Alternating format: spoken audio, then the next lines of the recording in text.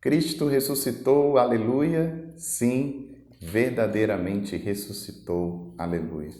Uma alegria muito grande poder estar gravando esse momento de formação, de partilha com esse Ministério da Providência.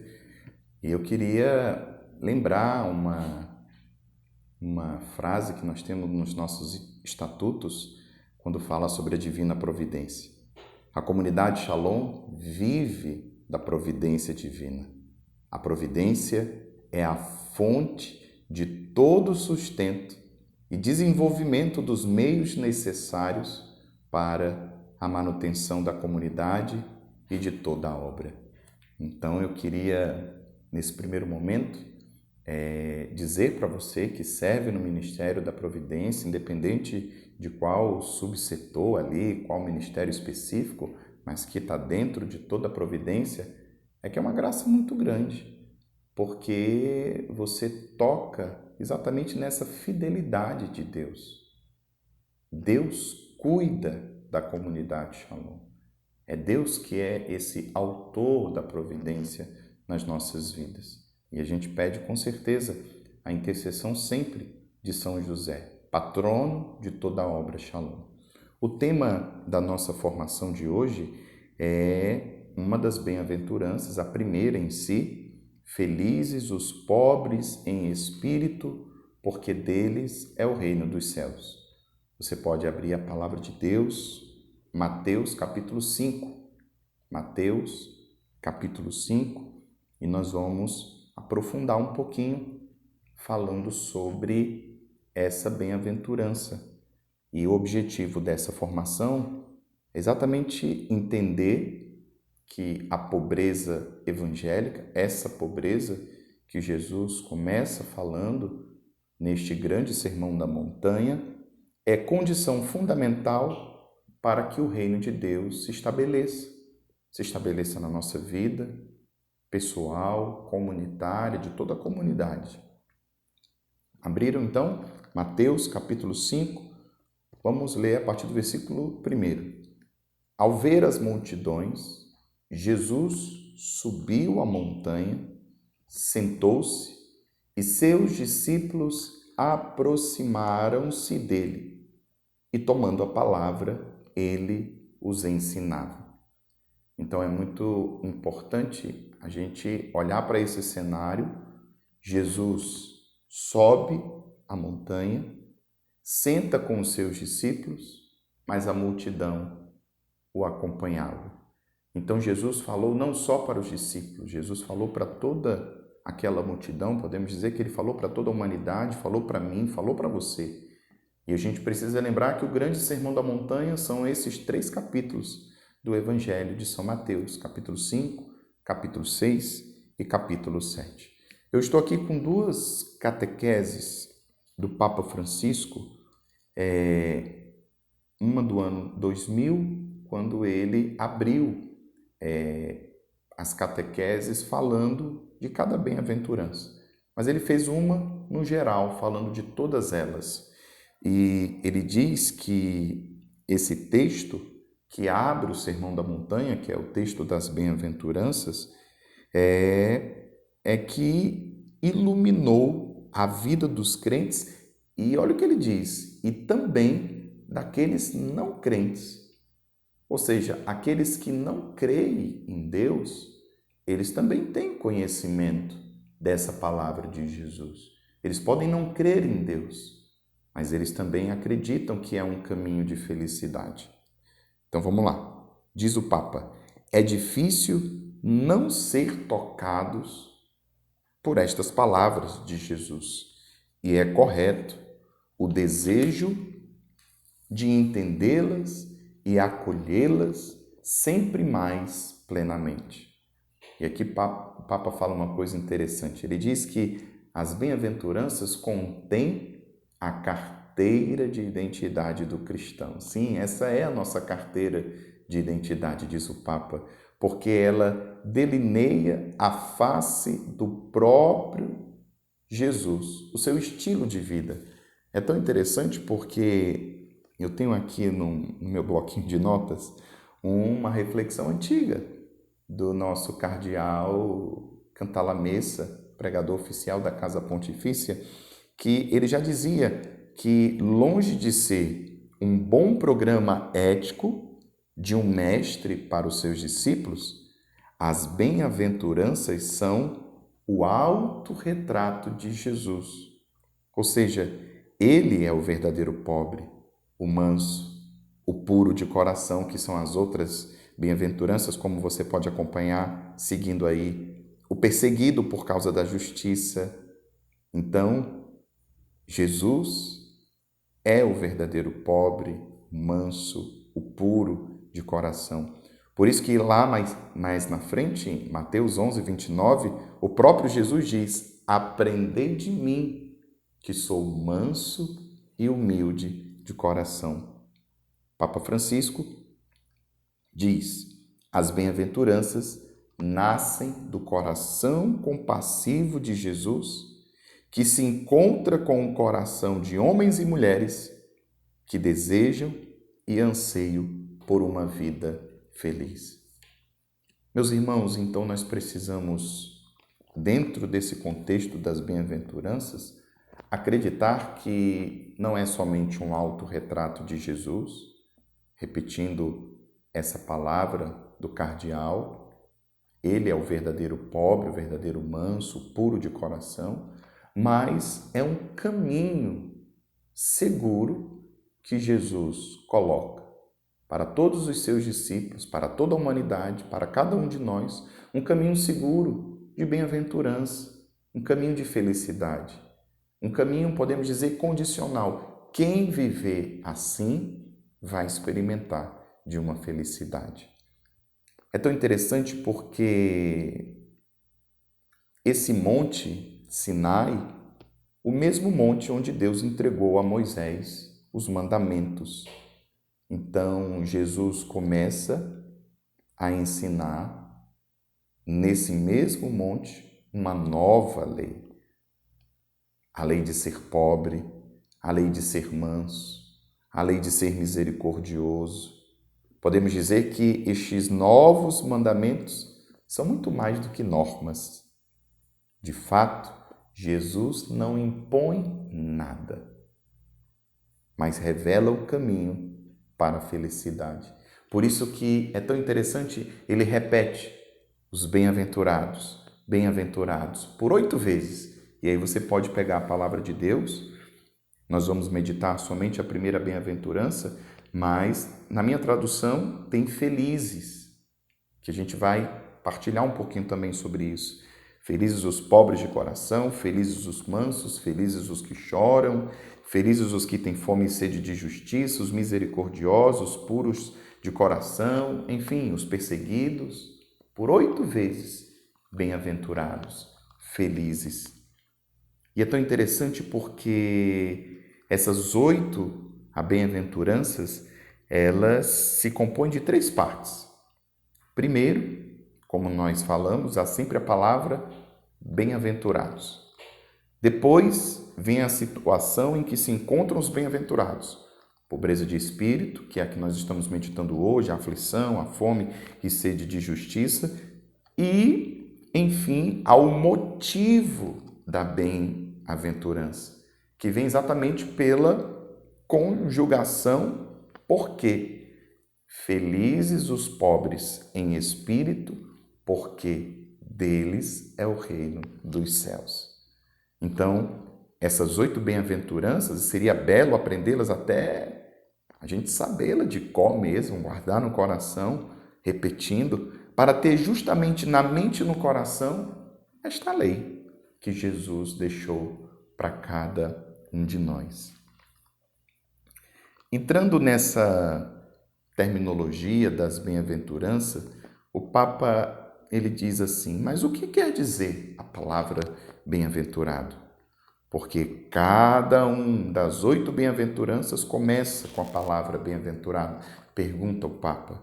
O termo original não indica, diz assim até o Papa, alguém que tem a barriga cheia ou que passa bem, mas é uma pessoa em uma condição de graça, que progride na graça de Deus e que progride no caminho de Deus. a paciência, a pobreza, o serviço aos outros, a consolação. Então, por isso nós podemos dizer, aqueles que progridem nestas coisas serão felizes e serão bem-aventurados. Então, a gente resume que viver na graça de Deus, progredir nesse caminho de santidade, é ser um bem-aventurado, é ser feliz. E aqui estão essas condições que nosso Senhor coloca. Esse autorretrato de Jesus, como eu dizia, quando falava o cardeal sobre as bem-aventuranças, esse autorretrato de Jesus, ele que é o verdadeiro pobre, o verdadeiro manso. Deus, para doar-se a nós, escolhe muitas vezes caminhos impensáveis, talvez aqueles dos nossos limites, das nossas lágrimas, das nossas ofertas. É a alegria pascal que falam os irmãos orientais. Aquela que tem as estigmas, mas está viva, atravessou a morte e fez a experiência do poder de Deus. Diz o Papa, as bem-aventuranças nos levam à alegria. Sempre são um caminho para alcançar a alegria. É feliz uma pessoa que é pobre em espírito.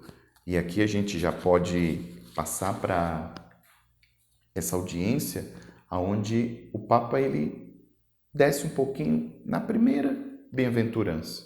Ser pobre em espírito, dizia ele, é ser livre para amar. Uma pessoa pobre é uma pessoa abandonada nas mãos de Deus. Me veio aqui uma pequena reflexão, comparação. Nós sabemos que para nós o ser pobre é estar abandonados nas mãos de Deus. E a gente sabe que existem vários tipos de pobreza, a materialmente falando, a moralmente falando, enfim. Mas se a gente pega um pobre, materialmente falando, um pobre que fica mendigando, ele é uma pessoa que depende totalmente de doações, de partilhas generosas de outras pessoas. Nós precisamos, diante de Deus, atenção, diante de Deus, viver essa experiência.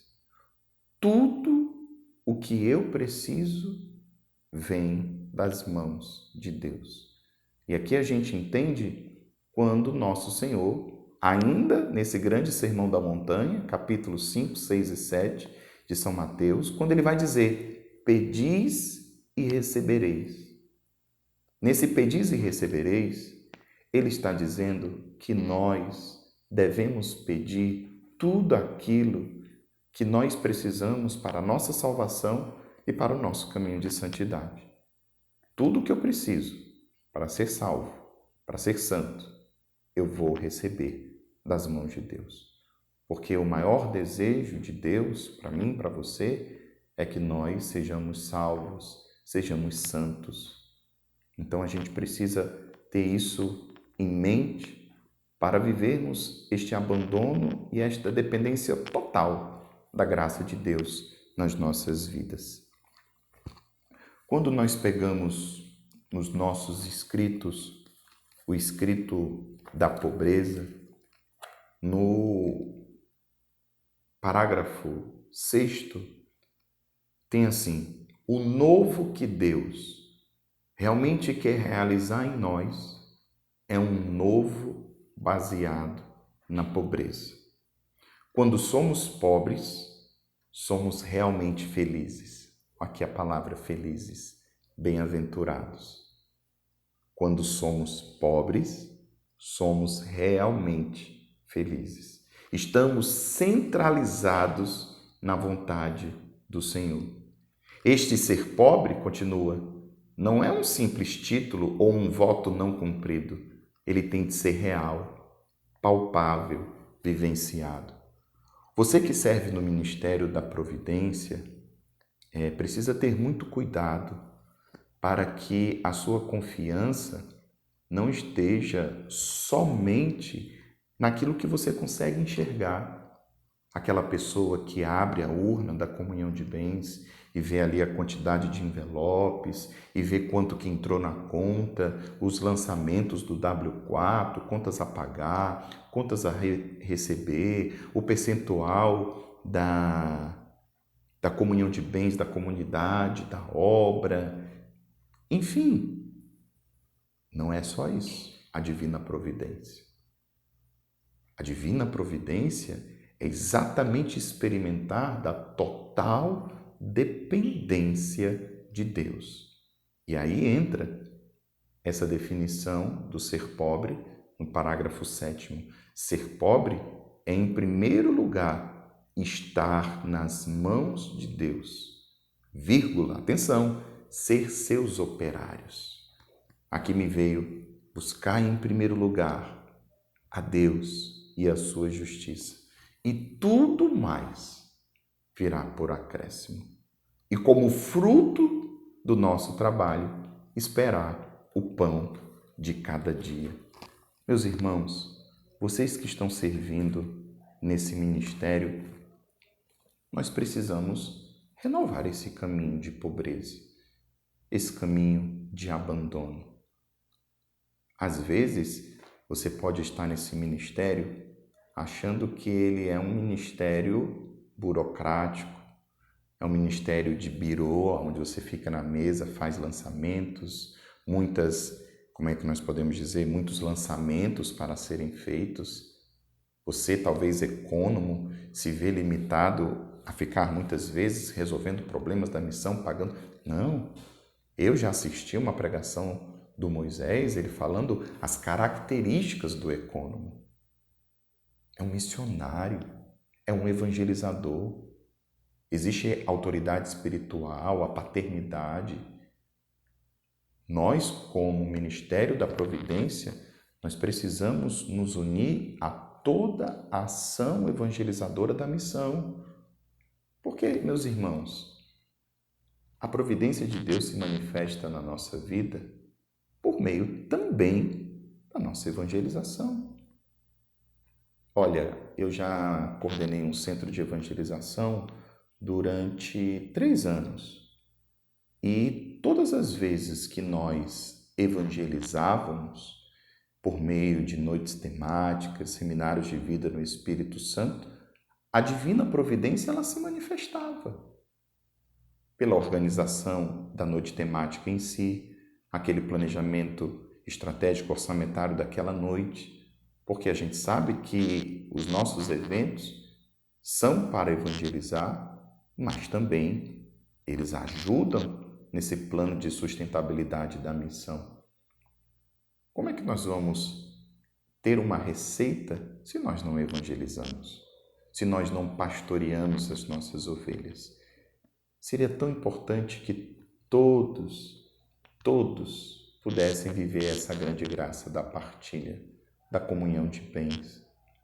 Às vezes eu fico preocupado quando simplesmente é dado só algumas informações sobre a fidelidade à comunhão de bens. Comunhão de bens da obra está em 10%. Comunhão de bens da comunidade de aliança está em 40%, 50%. Mas seria tão importante que nós ajudássemos os pastores de grupo de oração, os acompanhadores vocacionais, os formadores comunitários, os formadores pessoais, a entenderem o porquê que esses irmãos não estão vivendo a grande graça de viver a comunhão de bens, de se abandonarem.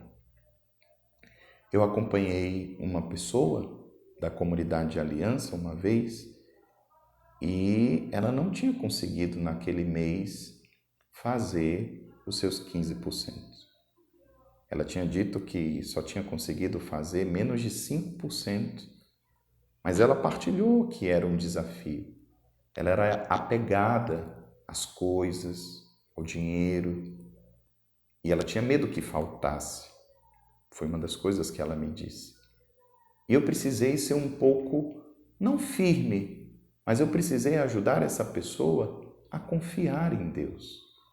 e a entender que tudo que ela tem, inclusive esse salário, foi Deus que deu a ela. E que esses 15% seria um gesto concreto de dizer: Senhor, eu te agradeço por este emprego, por este salário, e aqui, um sinal da minha gratidão, da minha generosidade. Nós não podemos olhar para a comunhão de bens como mais uma dívida, mais uma conta a pagar naquele mês. Não. Nós devemos olhar com gratidão, devemos olhar com responsabilidade a obra que Deus nos confia, a missão que Deus nos confia de evangelizar. Então é muito importante nós ajudarmos nossos irmãos. E nós que estamos servindo no Ministério da Providência, você que está servindo, é importante também ser testemunha de que nós vivemos exatamente da divina providência. Precisamos aprender a ser sóbrios no comer, mas não é isso que eu queria falar agora. Saber que a providência de Deus, ela nos dá o alimento para que o administremos e repartamos e não simplesmente para que o consumamos. Quando Deus nos dá em abundância, é para que aprendamos a administrar seus dons e reparti-los com os que necessitam. Isto é a pobreza. Um outro parágrafo que é muito importante, nós estarmos sempre abertos a partilhar. Ninguém é tão pobre que não tenha nada para partilhar. Ninguém. É muito bonito quando a gente coloca tudo em comum e a gente vive o que viveram as primeiras comunidades primitivas e testemunhavam que não haviam necessitados no meio deles. Felizes os pobres em espírito, porque deles é o reino dos céus. Escreva isso. Felizes os pobres em espírito, porque deles é o reino dos céus.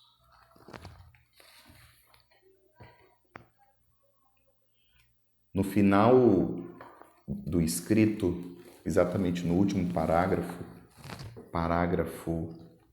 23, o Moisés ele faz um pedido.